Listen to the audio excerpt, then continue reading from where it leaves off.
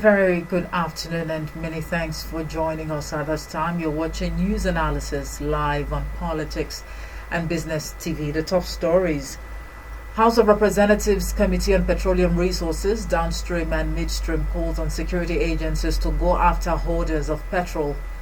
2.021 million bank accounts closed by commercial banks.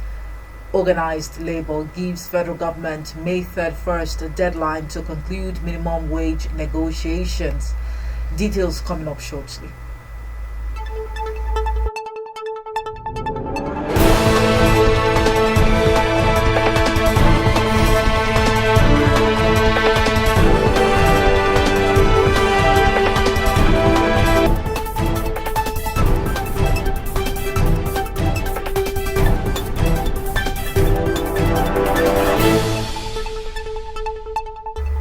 Welcome back. I am Omoifepi Sosemere. Now, the House of Representatives Committee on Petroleum Resources, Downstream and Midstream has called on security agencies to go after holders of premium motor spirit, popularly known as petrol.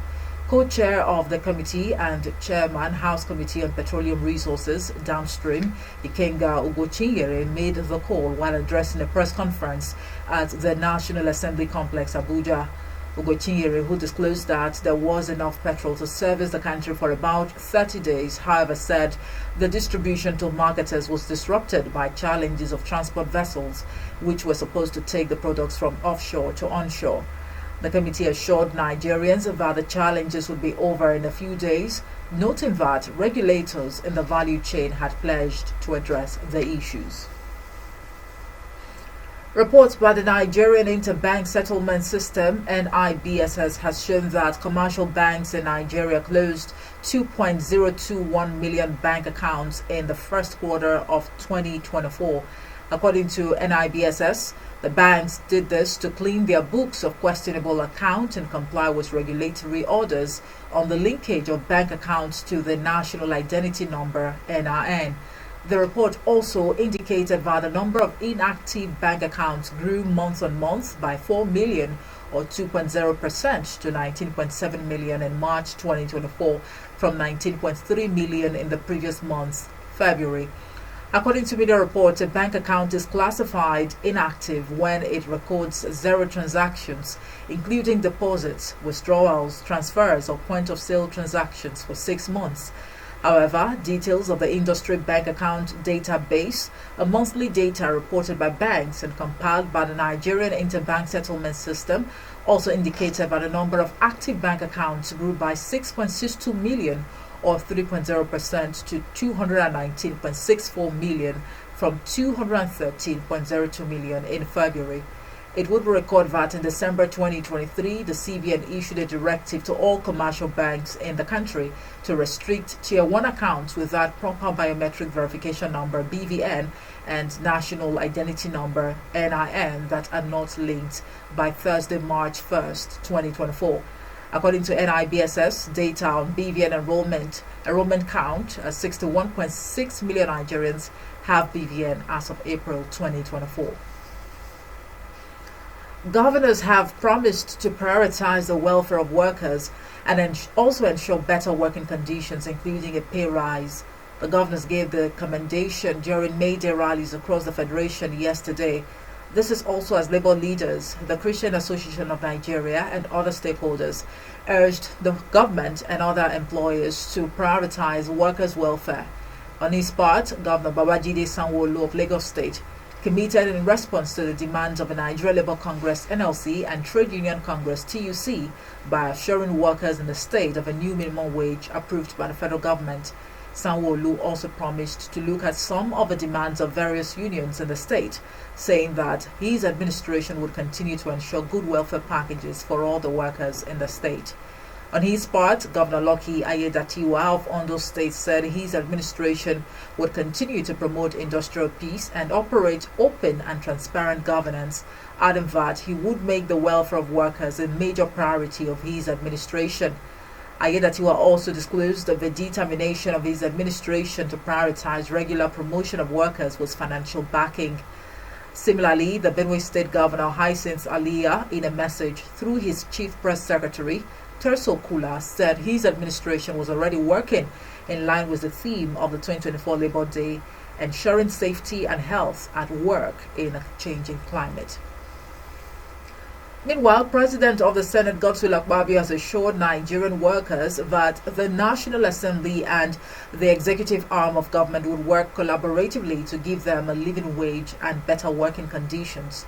Akpabio, who declared that no Nigerian worker will again be allowed to work under inhuman conditions, gave the assurance in a statement by his special advisor on media and publicity, Eseme Eyibo, on the occasion of the 2024 May Day.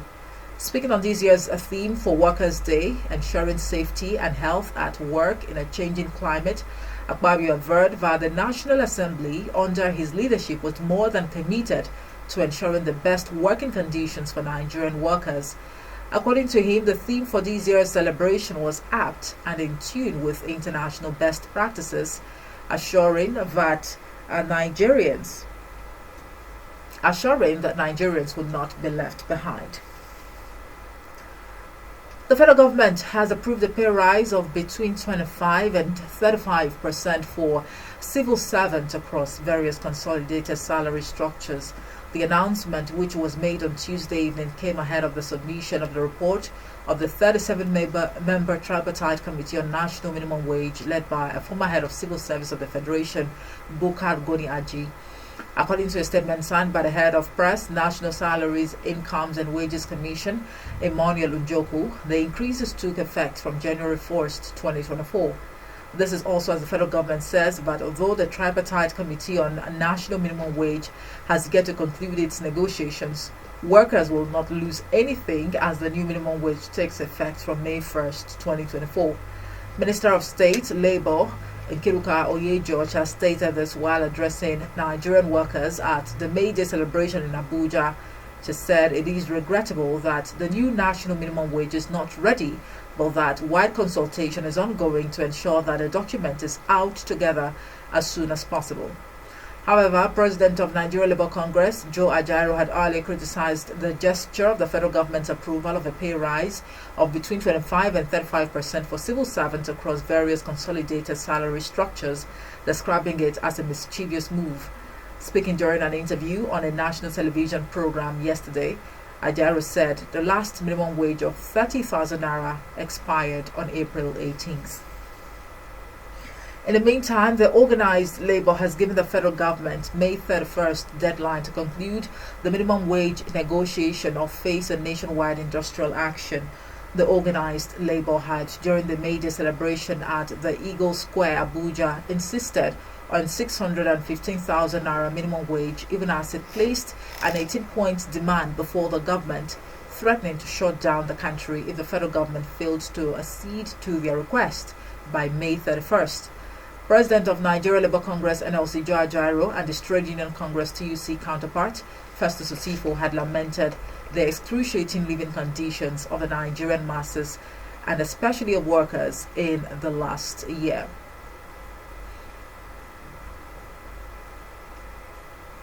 Well, that's it for news analysis today. Thank you so much for watching. I am Omoife Peace Osemere. There's more to come at the top of the hour. Good afternoon.